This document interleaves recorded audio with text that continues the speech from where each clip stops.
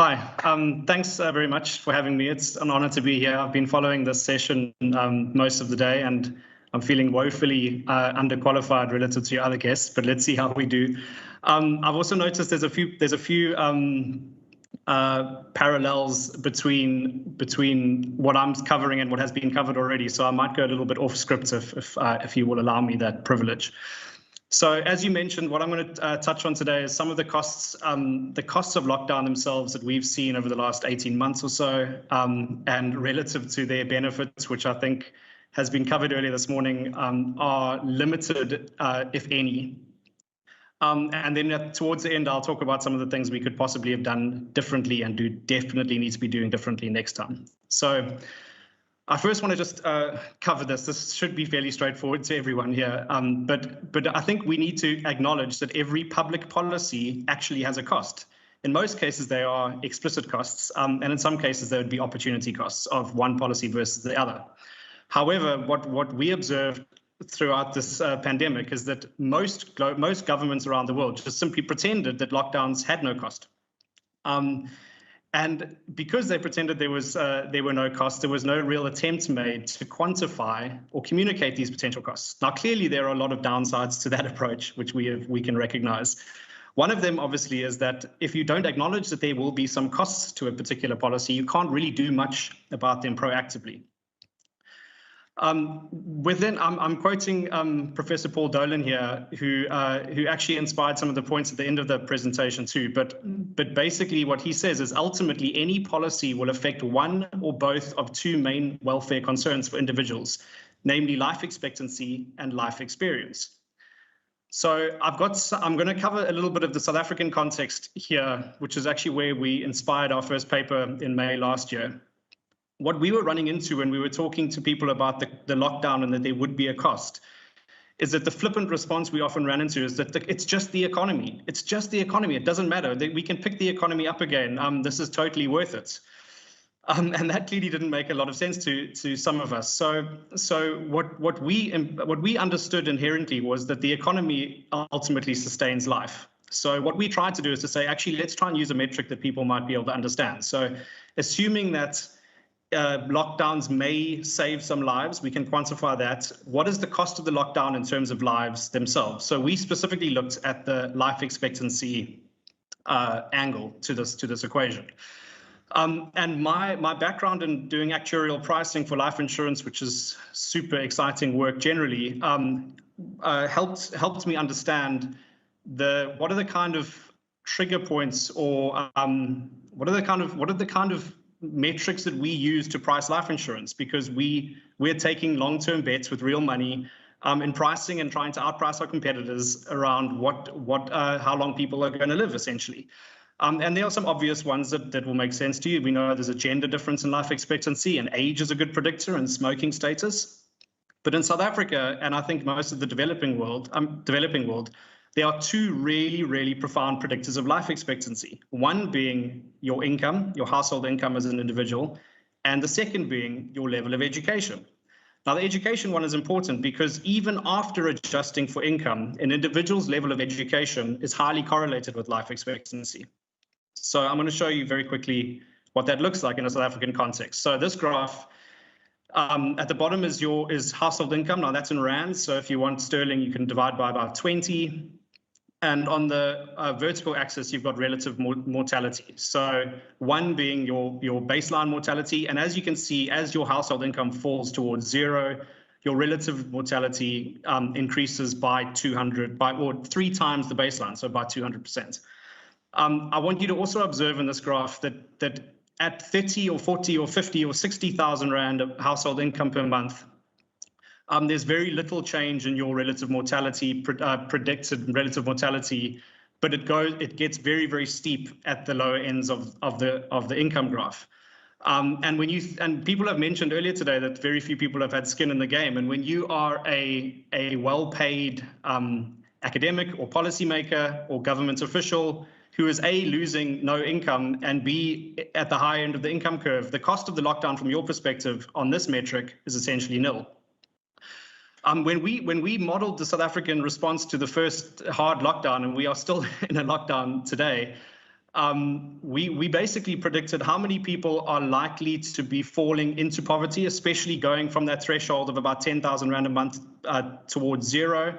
And what is the impact of that going to be on mortality? And we were very generous, and we assumed there would be a positive life saving from lockdown in South Africa, which we don't necessarily believe anymore. But even under that scenario, the cost of lockdown on this simple metric alone, ignoring everything else, and we know there are other costs, was about 30 times the benefit, 30 times. Okay, so that's a fairly straightforward calculation that says this is not going to be worth it when you are measuring lives versus lives.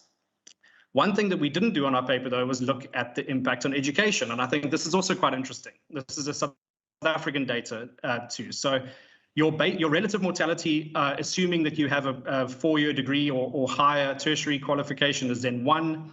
And if you haven't completed high school in a South African context, your mortality is about double that. Now, bear in mind, this is on top of an income change I showed you before. So you could say that generally speaking, someone with a four-year degree earning 40,000 Rand a month, comparing to someone earning almost no money and having not completed high school, you actually got to take 3 times 2. So it's a 6-fold increase in mortality. So when wealthier, educated people are dying at a rate of 1 per 1,000 a year, the poorer, less educated people are at about 6 per 1,000. Okay, so it's a very significant difference. Now, the reason why we didn't cover this in our paper last year, because we didn't anticipate how badly disrupted education was going to be globally and specifically in South Africa. Then last week, a study came out, and I'm just going to put one excerpt of it on the screen now. So South Africa runs a quarterly study called NIDS-CRAM, and it's basically looking at levels of poverty and unemployment and things like that. And they do it quarterly, so they can actually measure how things are changing. And this came out a week or 2 ago that said that in South Africa, an additional 500,000 children have dropped out of school during the pandemic. 500,000. I want to actually just I want that number to land. 500,000 kids additional in a country with a population approaching 60 million. And these are kids that have left the education system. So when our schools closed and opened and closed and opened. So in the periods when the schools were opened again, these kids were gone. They weren't in the system anymore. The authors go on to say it's possible that some of them will come back into the system once things normalize, if and when that happens. But it's very profound but they also acknowledge that the longer kids stay out of school, the less likely they are ever to come back. Now, just think about the impact that this is going to have on those children and their futures in terms of their life expectancy, like I've just explained. And what really bugs me, and I think Zenobia covered it really, really nicely in the panel earlier, is that these children are paying the price for a response to a pandemic when we know the impact of that pandemic and the risk that they themselves were bearing was approaching zero. We know that. We knew that at the beginning of lockdowns last year. I also have some of the UK data, but Professor Miles's paper was also discussed this morning, so I'm going to very quickly spend time on this slide. But their study was also showing how the other costs that we talked about earlier, about cancer investigations being down, outpatients not being seen as often, elective admissions being down. This is true globally. This also happened in the South African context. So I've got and then this was covered this morning about even in the most generous interpretation of lives saved versus cost of lockdown, it was still a net loss to have done it. Now, moving forward, I've got 5 minutes left. So some things that we could think about doing better next time. The first 3 I've got up on the screen is that what I've touched on earlier now is that when we are making these big, when governments are making these big public policy decisions, we need to be quantifying all the costs. We need to be attempting to quantify them, especially second order effects, because often it's easy to just look at the immediate impacts of something, but you need to be thinking through the second order effects of both long and short term. The second one I think is really important and it's been mentioned again throughout the day, we need to be having a wider focus on these things. Other outcomes matter alongside transmission rates, hospitalization rates, and mortality rates from a single cause. To put that in perspective from a South African point of view, we are in the midst of a third wave, and in the first, second, and third wave, we had a handful of days where the number of COVID deaths reported on a single day was about 500. Now, to put that into context, we in South Africa, on any given day, we have 500 deaths from communicable diseases in this country. Of those 500, about 80 of them are happening in under 5-year-olds. That is the reality. That is a normal day in South Africa. Communicable diseases that are actually almost non-existent in the developed world. So when we focus on a single disease like COVID, what do you think is happening to the other diseases that we are dealing with anyway? The third point is, and has again been said today, is more voices should be in the room when we are debating these things. Speech should not be suppressed. These debates should be in the open. I was thinking earlier, the panel just immediately before I spoke and the one before your lunch, imagine if those voices were in the SAGE room debating what should be done on policy, how different the response may have been, instead of having single voices from fields of epidemiology and virology with a narrow focus instead of the wider focus. I think this is going to, and again, as the introduction said to this, is that this approach is not about COVID. This is about how do we talk about climate change and other globally topical challenges that are facing us. The last three also seem to be should be fairly straightforward to understand. The fourth one was transparency. So policymakers should actually be transparent about what data is informing their decision. How are they measuring those? How are they measuring success? How are they quantifying success? And how are they measuring the costs that we would hopefully they would have told us beforehand? Fifthly, honesty, tied to transparency clearly, is that willful misinformation from governments and media is ultimately going to erode trust in public health and worsen any response. I saw a paper about 2 weeks back that the CDC published that did a deep analysis of all their hospital admissions of their COVID patients over the course of the pandemic, and there were slightly more than 500,000 Americans that were admitted during the pandemic.